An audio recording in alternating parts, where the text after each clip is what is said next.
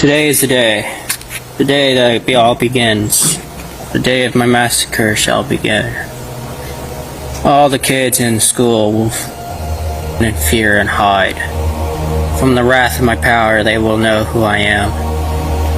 I am nothing, I am no one. My life is nothing and meaningless. Everything that I hold dear I let go beyond your half. Every day I see the world ending another day. I live a lone life, live in seclusion and solitude. I hate everyone and everything. With the power of my AR, you will all know who I am. I had enough of being told what to do and when to do. I had enough of telling me that I'm an idiot and a dumbass. But in real life, you're all the dumbass. You're all stupid and brainwashed by these fucking political government programs. You will all see, you will all know who my name is. My love for you, Angie, will never go away. I hope to see you in the afterlife. When one day or another, you will end and we'll all die. These were the cold, calculated and premeditated words of Nikolas Cruz, the Parkland mass shooter, who single-handedly killed 17 people and severely injured 17 at his old high school. He sounded cold, angry and hateful at everyone. It was just like he did not give a care in the world, and that he was ready for any result his wicked action could bring after the shooting. It leaves one wondering what could have triggered such hate and contempt towards the world. Hello, my name is Faye and you are welcome to Inside Crime with Faye. For those of you who do not know, I create videos on full stories of solved, unsolved, morbid and strange crime stories. So, if this is your sort of thing, please consider subscribing and turn on your post notifications so that you'll be the first person to know when I upload a new video. Having said that, please grab your bowl of popcorn and let's talk about the case of Nikolas Cruz.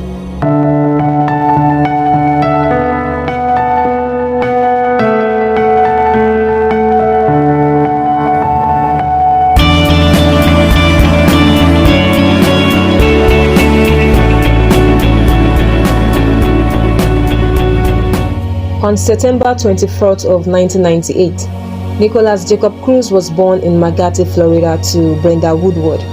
It was said that his mother, Brenda, has a severe criminal past and has been detained 46 times, including in 1998 when she was discovered purchasing crack cocaine while she was 6 months pregnant with Nikolas. Later on, it was said that Nikolas and his half-brother, Zachary Cruz, were adopted by Linda and Roger Cruz. Nikolas Cruz had developmental delays by the time he was 3 years old. He had the traumatic experience of seeing his adoptive father die from a heart attack by the time he was 6 years old. Linda, his adoptive mother, was left on her own to raise him and his half-brother. Nikolas was a difficult child. According to records from the State Department of Children and Families, he had been diagnosed with a number of diseases and conditions, including autism, emotional behavioral impairment, depression, and attention deficit hyperactivity disorder. His mother had also told the police that he has weight problems and an obsessive compulsive disorder. Due to all this, he received medicine and had counselors at home and at school. Nikolas would often have physical altercation with his mother and his brother. According to Broward Sheriff's Office, the agency responded to 23 calls over a 10-year period because of Nikolas. His mother said that when he was 14 years old, he struck her with a vacuum cleaner's plastic hose. She informed authorities a few months later that he had thrown her against the wall and had punched the wall after she seized his Xbox gaming system. Nikolas's schoolmates stated that he enjoyed talking about firearms, guns, bullets and hunting people down. It was also said that he would bring dead animals to school. He probably was practicing how to aim and kill by using animals. Nikolas was previously expelled from his high school, Stoneman Douglas High School, for carrying bullets in his backpack. He was known to threaten other students as well. After their mother passed away in November 2017, he and his brother were housed by a family friend, Roxim Dichams. He stayed there for just about a month, during which time Dichams repeatedly dialed 911 on him She was worried Nikolas might use his gun on her family or himself. Dichams claimed that when Nikolas started attacking her kid and punching holes in the wall, she contacted 911 for the third time. Reports said Nikolas had already left the house by the time the police showed up, and Dichams feared he had gone to grab his gun. He was given an ultimatum by Dichams when he got back to either stay at her house and surrender his gun or leave. Nikolas decided to go. It was later said that he stayed at a friend's place for a while before the shooting. At exactly 2:19 p.m. on Valentine's Day, February 14, 2018, just before Stoneman Douglas High School rounded up for the day, Nikolas arrived at his old high school in an Uber. He entered his former high school where he murdered 17 people and critically injured 17, who, according to reports to today, are still recovering from the trauma. His deadly attack sent terrified students fleeing into the streets. It was said that when he was about entering the empty hallway just around the staircase, one of the students saw him loading up his gun, and he literally told the student to leave as something bad was about to happen. Now, there's no justification to this. Nikolas knew what he was doing. He knew the difference between bad and good, but he chose to do the bad. Report says he was equipped with a semi-automatic M&P 15 sport rifle and 30-round magazines. He confessed to activating the fire alarm as soon as he got inside the school and started firing at teachers and pupils. Experts said he fired 139 shots in total, killing 17 on the spot and severely injured 17, making a total of 34 people who were at the mercy of his gun. Nikolas was said to have premeditated his mass shooting as seen in a social media post. After his sessions with a forensic psychiatrist, it was discovered that he has antisocial personality disorder, also known as sociopathy. In one of his interviews with the forensic psychiatrist, he was seen detailing how he murdered 17 students and staff at his former high school. He also gave details on how he thoroughly prepared towards the February 14th Valentine's Day 2018 mass shooting. He knew what he was doing. He planned it, what time he was going to go, who was going to take him, and it's all premeditated murder. Nikolas claims to have shown some of his victims mercy, but ended up killing them because they gave him what he called a nasty look. He further described graphic scenes at the shooting where he saw a student crawling to safety, an injured student for that matter. He saw an injured student crawling to safety on the 3rd floor, and then he shot her in the back twice. When asked why he did that, he said he wanted to kill as many people as he could. He also compared blowing off one of the students' head to blowing off water balloons. Nikolas said he stopped the killing because he could not find anyone else to kill, as students were already evacuating the building out of fright. But reports said he actually stopped his killing rampage when his firearm got stuck. I guess this is due to the too much firing pressure on the gun. Nikolas further said that he decided to escape by leaving behind his gun and tactical vest on the 3rd floor before blending in with the crowd of terrified students.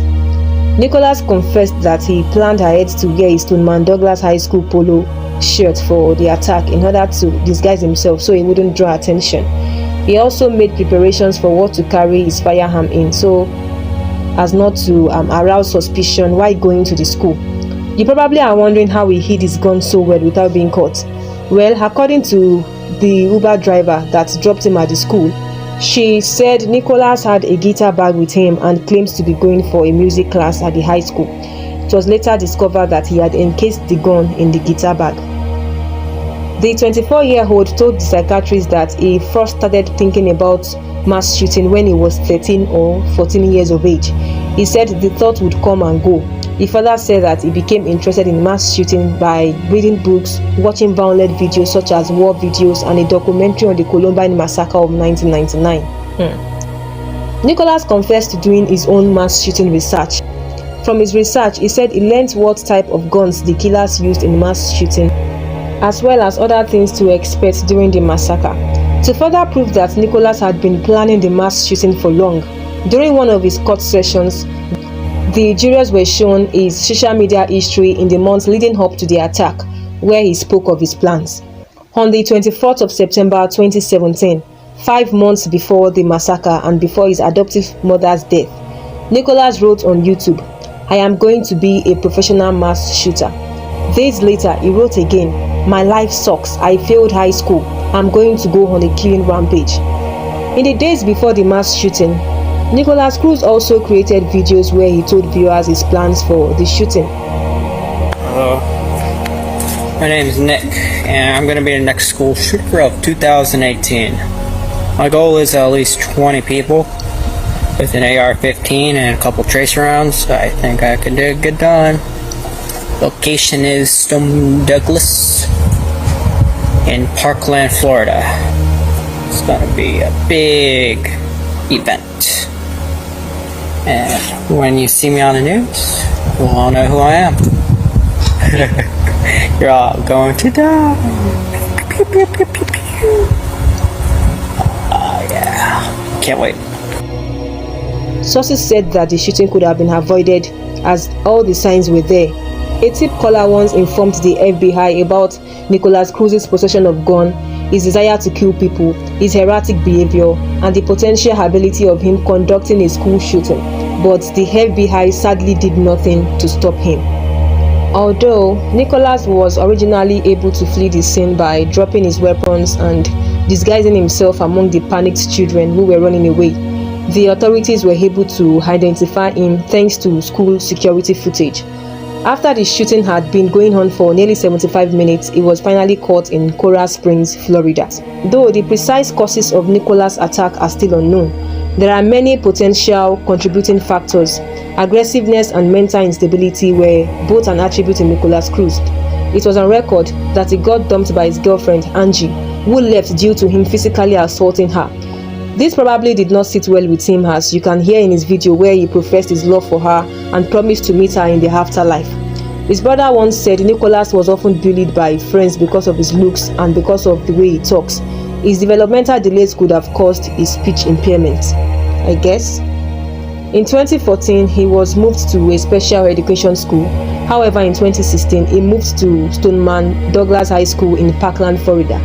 8 days after his suspension, on September 20, he tried to kill himself by slashing his wrist and drinking gasoline. Along with talking about wanting to obtain a gun, he admitted to engaging in numerous altercations and making numerous threats.